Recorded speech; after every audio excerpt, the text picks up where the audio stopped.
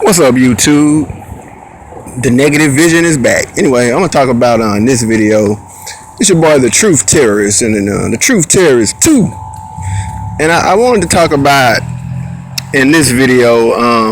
I was having a discussion about a little bit over a week ago with an African brother, and I was telling him, man, I think he was telling me that a lot of African countries are coming along a whole lot more than they're gonna show in Western media. They wouldn't dare show you areas of Kenya, even Zimbabwe, and really Angola, because the Angolans have cut so many deals with the Chinese that the only thing is that the Angolans, they're not letting the Chinese just run all over the country. So a lot of these building deals that they have with the Chinese are on hold, some of them, but things are supposed to get back to running. But he was showing me, videos and clips that he had in his phone of, big gigantic industrial districts that are popping up all over African countries. So all you self-hating ass Negroes trying to sit up there and identify yourself as everything else but an African, only thing I'm gonna say, man, is y'all are slipping, man. I mean, y'all are slipping, and y'all are sleeping big time. And as he explained to me, these people that are drowning at sea trying to get to Europe, these are basically wannabe Negro pens, but more seriously, a lot of them are from very small tribes that are borderline going extinct. And he says that one of the primary things that brings a tribe into extinction is the attempt by a bunch of women to raise children on their own. These are basically Africa single mothers and their bastard male children who are desperately trying to go somewhere, because the only way that you can do that is you got to attach yourself to a system that in some shape or way is going to do what a man does, and that some of these people are just stubborn as hell and stupid. And many of them are, now don't get me wrong, many of them are actually, legitimate refugees, But a lot of these folks are just, they come from Africa's lower people. I'm going to just keep it real with you. That's what he tells me. They come from the lower peoples in Africa. But I'm gonna talk about something he spoke about, and he was really hitting on all 8 cylinders, telling me a bunch of stuff, because he keeps up with a lot of the, I guess you could say, Hotepology and Hebrewism and red, black, and green, on the internet and stuff like that, But he was basically saying this right here. Even though he really does not at all like the Hebrew Israelites. I mean, the brother, he don't even want you to say the word Hebrew, because he said, dude, these Hebrew dudes are making up a complete mythological fantasy. These are cats. Now, this is what he says, these are not my words.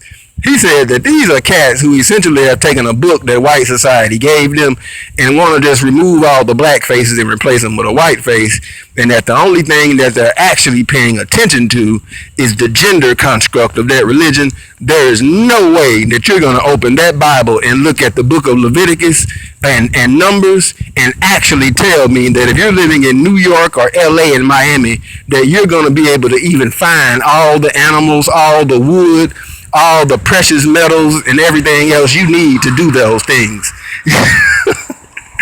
I told him, it reminds me of when I was a Muslim. I don't mind the whole gender construct, but man, like 5 times a day, you can't eat this, you can't eat that. Ramadan, nigga, we gotta fast 30 days. Oh Lord, you can't drink no water, you can't eat nothing. Man, look, I like the gender construct of this, but all these little laws and rules and stuff, man, get the hell up out of here. This is outrageous. But what he was saying basically is that you have tribes that are matriarchal.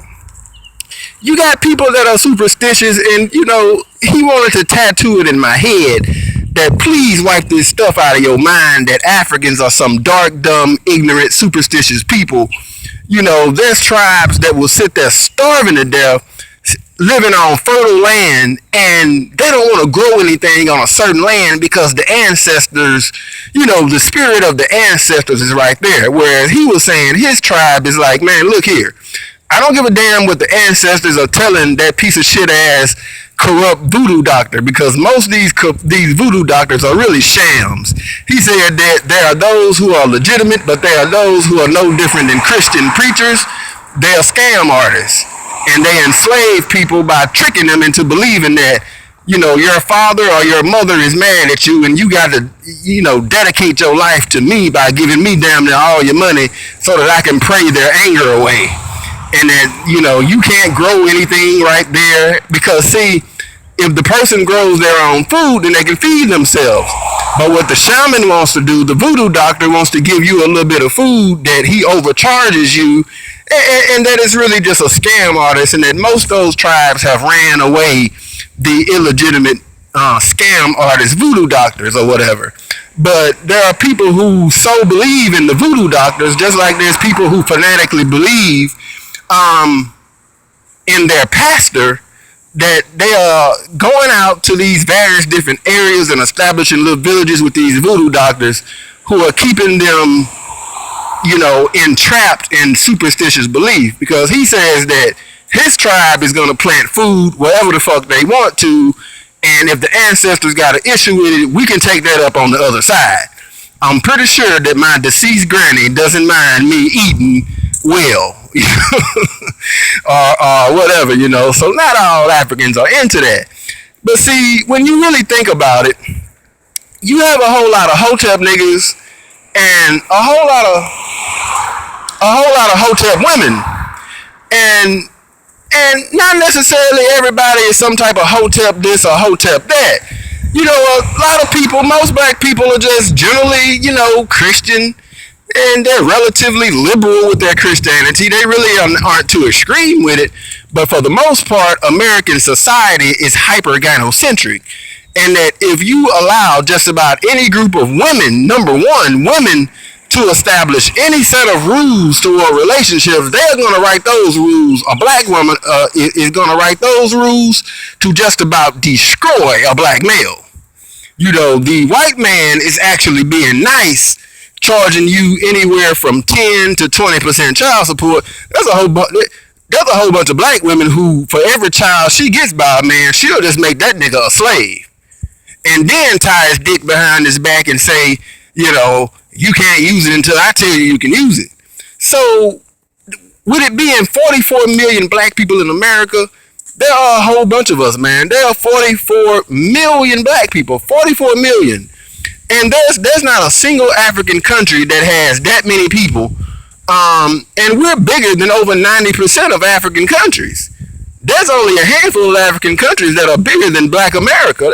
You can just about call them out right now. Kenya, Egypt, and Nigeria. You can take South Africa off the list, and maybe Uganda, and there's probably 2 or 3 countries in West Africa. That's about it. Every other country you can name in Africa, we are literally bigger than what they are. But we're deluding ourselves under the notion that we can sit up here and that we're all in the same boat, and that we're all one big giant monolith. Man, we've got everything from Muslims to Christians to Hebrews. Shout out to the Hebrew Israelites, Hotep dudes, and Art Red, Black, and Green. You got black people who believe that they Native Americans, black people who are hardcore atheists. There is no way that you can put all of that various different belief system or whatever have you into the same categories and try to lump us all together. So at a certain point in time in the future, it's going to be necessary, obligatory, that black people are just going to have to kiss the entire notion of black unity. We're going to have to kick that shit to the curb. We're not all the same people. We ain't all got the same beliefs. We are literally going to have to kick that bull jive to the curb. And people are going to have to pool their money and resources together. They're going to have to move within the same area, take over the local political system, or either establish their own separate political system and really rewrite their very own laws. Because the biggest tragedy that is happening in black America right now is the false and absurd notion that all of us are the same, and that you can just put every single last one of us in the same country underneath the same laws. You know, there's a lot of us that are very patriarchal. You know what I'm saying? If it was up to some brothers, they would have a government with 0 women. It's nothing but the men who make the rules. You know, they might have a couple of female advisors, but that's about it. You know, with me, I don't know. I have to scan a woman's political views for about 2 or 3 years before I trust her. You know, but you know, it is what it is. You know, this just concludes this little video on the necessity of tribes. Tribes are actually not a sign of backwardness. They really are just a sign of people respecting one another and, quite frankly, getting the fuck away from each other.